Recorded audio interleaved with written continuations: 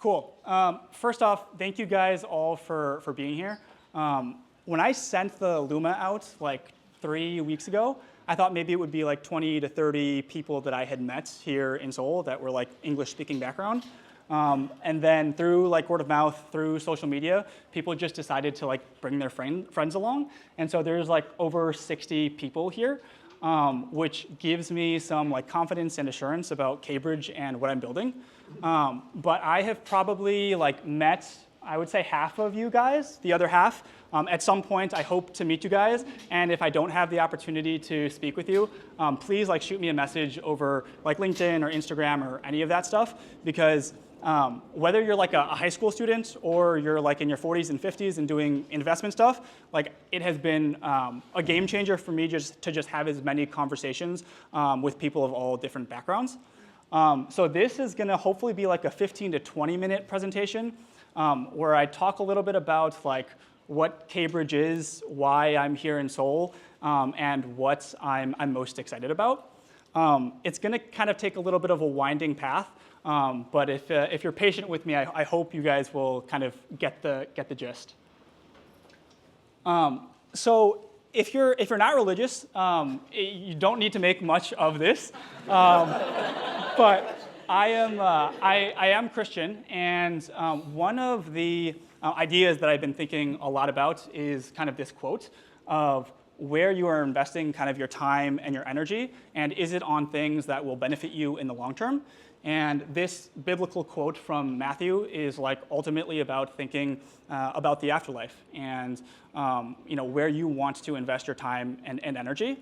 And I think that this is like particularly interesting to me because in the digital world, now with the internet, we are seeing some very like interesting things occur.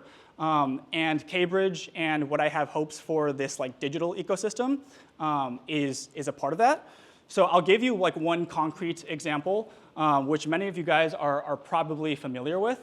But my background is I'm Korean American, born and raised in the Chicagoland area, and I came from like a lower income background, and so I had graduated from Stanford in 2019 with an economics degree, and my goal was mostly just to make money, and so I started my career on Wall Street, and I worked at Goldman for about 2 years. And when I was at Goldman, the first like half of my tenure there was in wealth management.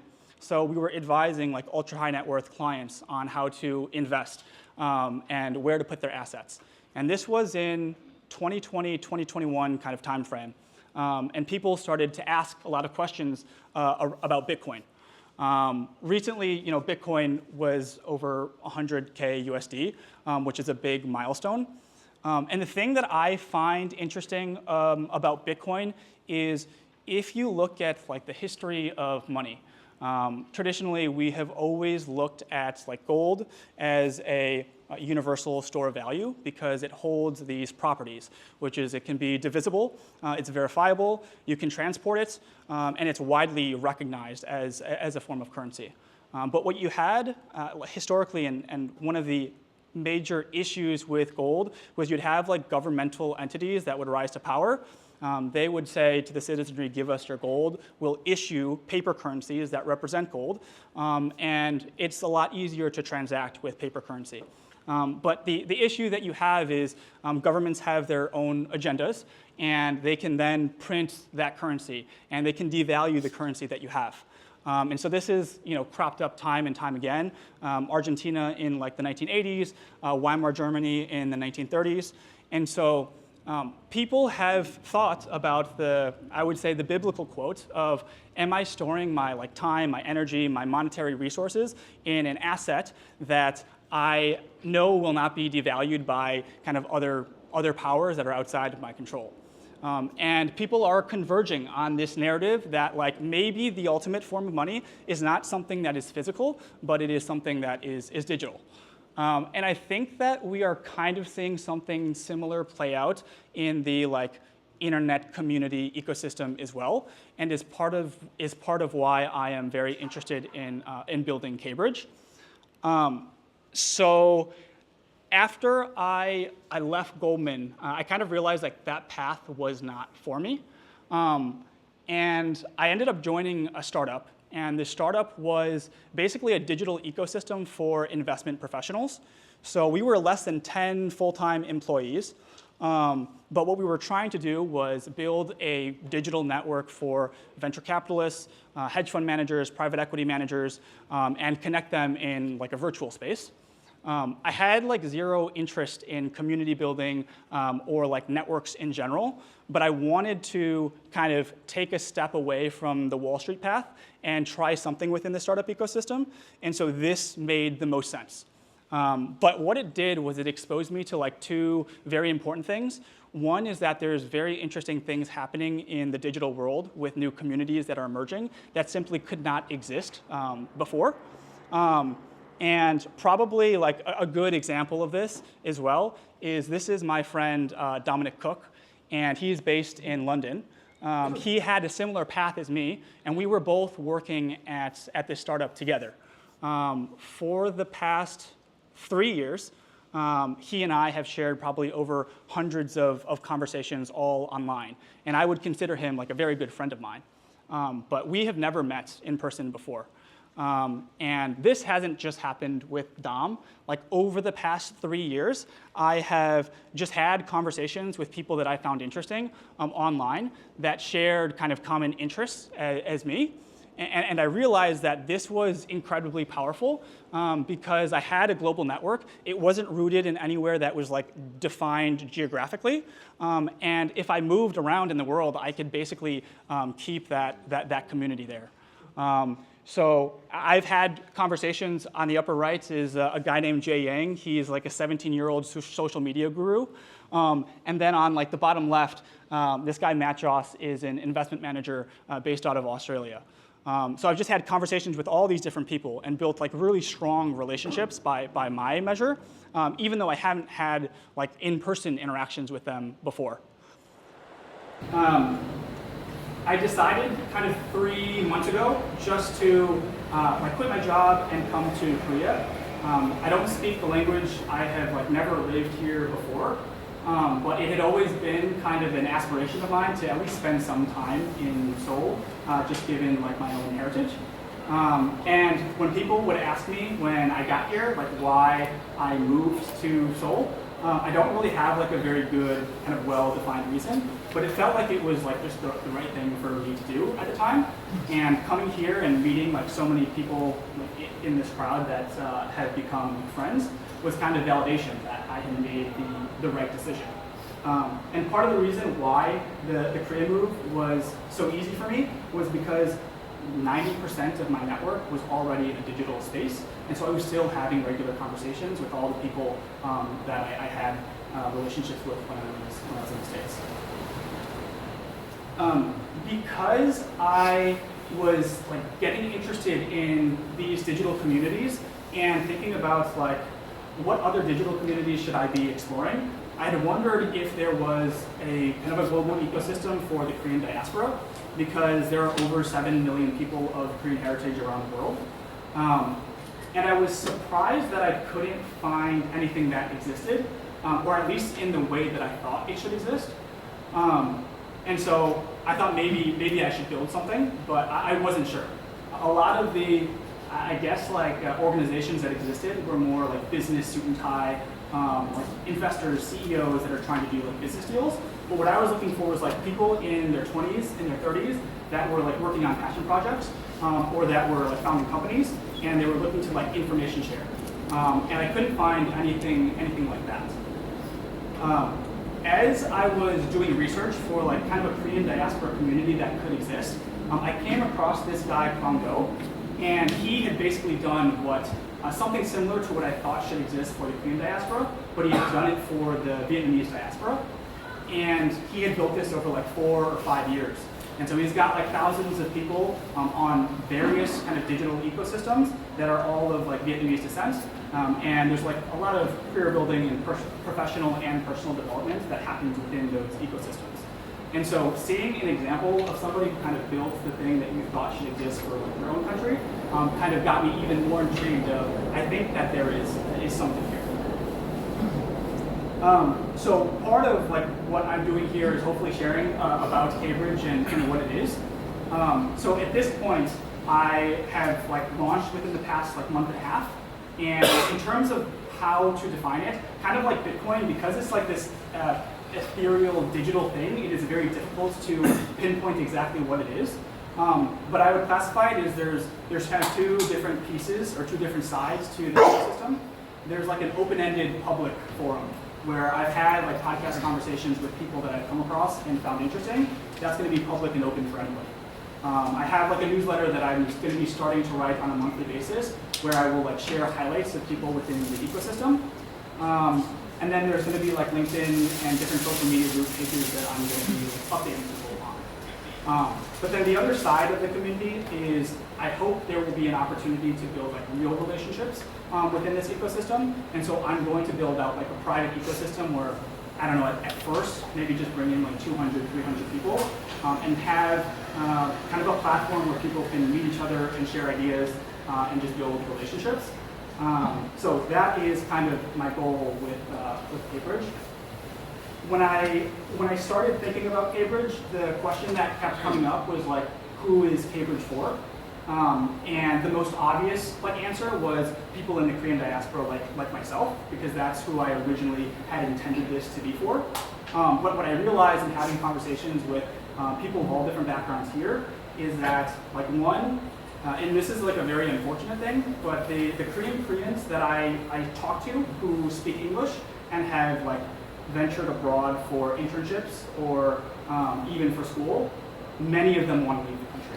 And I think that's really sad, but I also want to provide a platform where they can develop a global network as well. So that's one kind of second tier.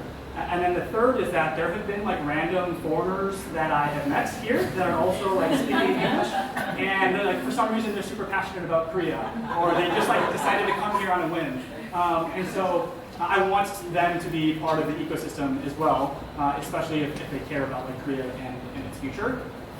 Just generally speaking, in terms of who this is for, I think it's going to naturally skew younger, whereas people in their 20s and 30s, and that more likely than not, people much later in their career, they're not going to find this as interesting. But there are going to be kind of no hard rules of you're 45, you can't be in this kind of ecosystem. All right. As I started to build this out, one of my fears was that I was building something that I wanted to exist, but maybe other people wouldn't find any value or use for. But as I've had conversations with people, I started getting different messages around yeah, this should totally be a thing, and I'm not sure why it doesn't exist. And the best explanation for why something like this doesn't exist is just that nobody has decided to try and build it or dedicate full-time resources to it. And so it's been encouraging for me to just share many conversations with people and for people to be excited about it. And again, even this event, I was planning on maybe pitching this to 20 or 30 people that were in my immediate friend group, but then people just started sharing it with everybody else. So I think that is a good signal from the jump. I thought that, especially for Korea, there was a unique opportunity, and I couldn't pinpoint why. But as I've been thinking through why the Korean diaspora is quite unique, if you just look at other Asian diaspora kind of countries, and you look at their population sizes of the diaspora relative to the mainland population size, Korea kind of dwarfs the other Asian countries, and I think that really can be a very unique advantage when I'm trying to build a global ecosystem like the one that I'm describing. So both this, the fact that the diaspora is a very large representation globally, and the fact that if you start to look at Korean history, this is, Bruce Cummings is a historian, and he was basically describing that in terms of Korea as a nation and their sense of national identity, it is much stronger than other Asian countries. And I think the challenge that you have with a Chinese diaspora or an Indian diaspora is that it's much more fragmented in terms of their subcultures and sub kind of tribes as well. And so it's difficult to kind of have some unifying identity around that. So those are two like kind of structural things of why I think like the Korean diaspora is like uniquely set up for an ecosystem like this. Some people that I have like mentioned this to of, hey, this is an idea that I'm thinking about building, have kind of responded with like, why are you doing this, or like what purpose does it serve? And initially my like gut reaction was, I don't know, because like I thought that it should exist and I think it could be useful, but I didn't really have like good points to like explain the benefits. So I thought through that a little bit. And one of the interesting things, at least for the English-speaking people that I have spoken to here, is a lot of them have like multicultural backgrounds, and they're kind of caught between two cultures of like either being in the States and being in Korea, and they don't feel like they have a real home. And there's just like so many of those people, so I don't know why there isn't some sort of ecosystem that exists for those people. So that's like one obvious benefit. The second and the third are more like pragmatic, I would say. And I've got like specific examples, but one of the books that has kind of like deeply influenced me over the last year is this guy, Alvin Toffler. He is an American like futurist. He wrote this book, Future Shock, in the 1970s. And basically what he was articulating was that if you look at the speed of technological change throughout history, when he was writing this in the 1970s, he could identify that things are just going crazy. And his hypothesis was that most societies, most cultures, they're going to enter a state of shock because change is happening too quickly, but their cultures are not changing as a result.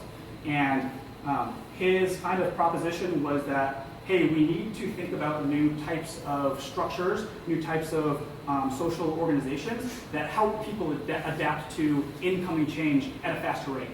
I think if you look at like Korea in general and a lot of like pain points, it could be explained by some of the issues that Alvin Toffler had highlighted in 1970. And so I hope that people would prefer to be parts of an ecosystem where it's like they're playing positive-sum games with other people and people are freely sharing information so that it can help them kind of update their own models on how the world works as well, because that has been a pretty valuable thing for me. The last one is that I think that there is an inevitability, kind of like I tend to think that there is an inevitability to Bitcoin as well, in terms of it being like a very powerful kind of reserve asset in the future. Is I think that most of the communities will be kind of digital first in terms of how social governance works, and then people, kind of like we're doing right now, will then like collectively assemble and hang out and have conversations. I think the in-person dynamic is important, but I think we're going to see more and more of these kind of like online communities emerge. And Balaji Srinivasan, who if you're in like the crypto space, you'll probably have heard of his name. He used to be the CTO at Coinbase, and he wrote this book called The Network State 2 years ago. And one of his hypotheses was that if historically countries, governments were really defined by geographical boundaries, and that is what defined what citizenry was, that going forward, you're going to have these emergence of these network states where people are not just going to kind of identify themselves based on something arbitrary like the location that you live, but it's going to be a self-selecting process where you're going to find online networks of values that you care about and an identity that you care about, and that is really where your identity is going to be held. And I think that even in my own experience of just like having conversations with people all over the world that have like shared interests as myself, I feel like I've already experienced this in a very real way. And so I think that this is also likely in inevitability. In terms of like what makes communities work and where I think like Cambridge could fail potentially is it's very hard to build a community because you need a shared set of values.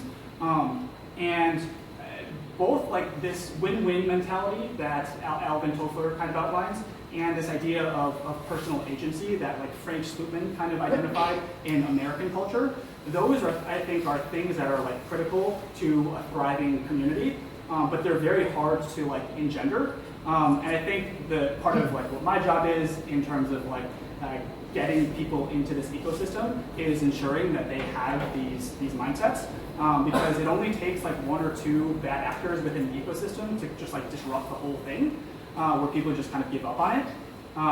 So I think that having like a positive sum mentality, which is really just like not a natural thing to have, like people want to compete, is oftentimes the default. But figuring out to compete in a way that like grows the pie for everybody, I think is one of my big challenges. And then the other is, the thing that I had realized when I was working at Goldman was like I was pouring hours into developing like intellectual property or building relationships with clients. And then as soon as I left that ecosystem, I basically like lost a lot of that. Like it wasn't mine. And so the whole idea of like, where are you allocating your resources, your time, your energy? My hope is that like Cambridge can be an ecosystem where people can just develop their own intellectual property, they can develop their own networks, and there is no kind of like underlying power that can just kind of run with you. So that's been valuable for me, and it's like something that I want to provide to other people as well. Thank you.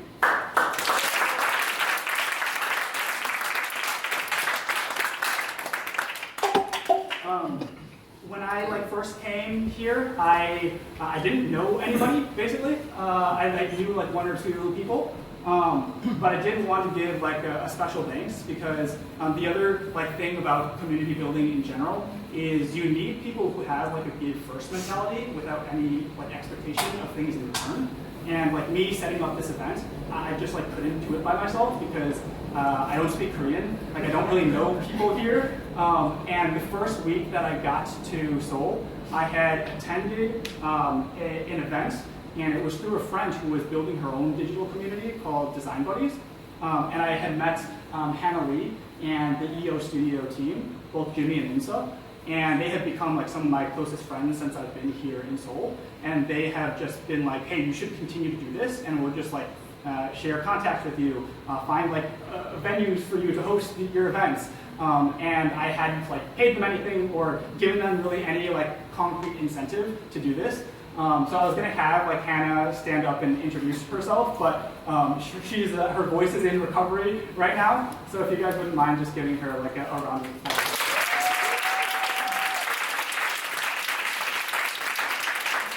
And then before I even came to Korea, I was just like curious if there were people that were building cool projects, and my YouTube feed kind of picked up on that, and it had fed me like a viral video from Lucas Che, who was building like apps here, and we had a coffee chat when I first got here because I had reached out to him, and he's been another person.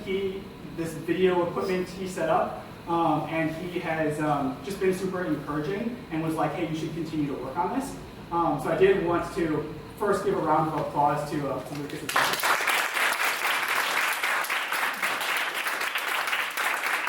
And Lucas, since your voice is not in recovery, do you want to share a little bit about like who you are, what you're currently doing, and like why you were excited about thank you everyone for coming. A lot of you have asked me if I'm like co-founding this Cambridge. I'm not, but I was really fortunate enough to get reached out by Tiger. And I think the one like as he mentioned, I think the one sentiment that we all share is like I really wanted to kind of leave Korea up until this year because like the lack of community of people who just want to like build their own thing and be creative is very like lacking in Korea. But even if they do, there isn't a single community where we can just like share our ideas. But thanks to Tiger, I think we now have this like little group where we can just pitch in their ideas and start building stuff. So I'm really excited about this whole community, and I hope it grows in the future. Thank you. And then lastly, the venue for this event, like I hadn't really had anything planned, and so I had sent to Luma without actually having like a venue scheduled, and it was like a week before we, through Hannah and Yeji's kind of friendship, that this was really made possible. So please, a big round of applause for Yeji.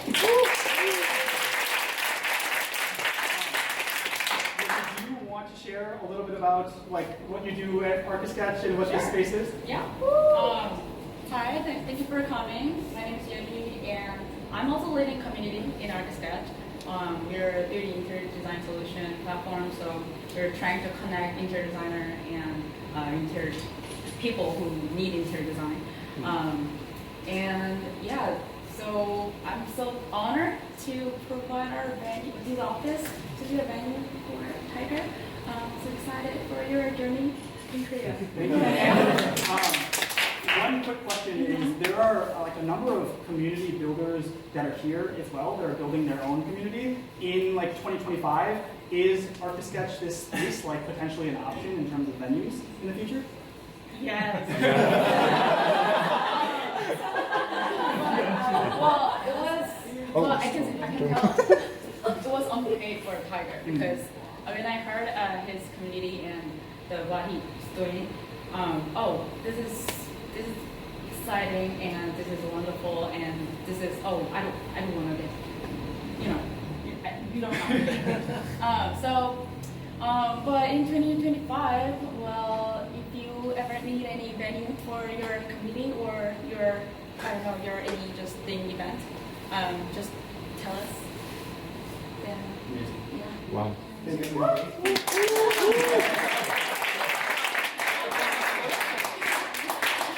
Well, thank you.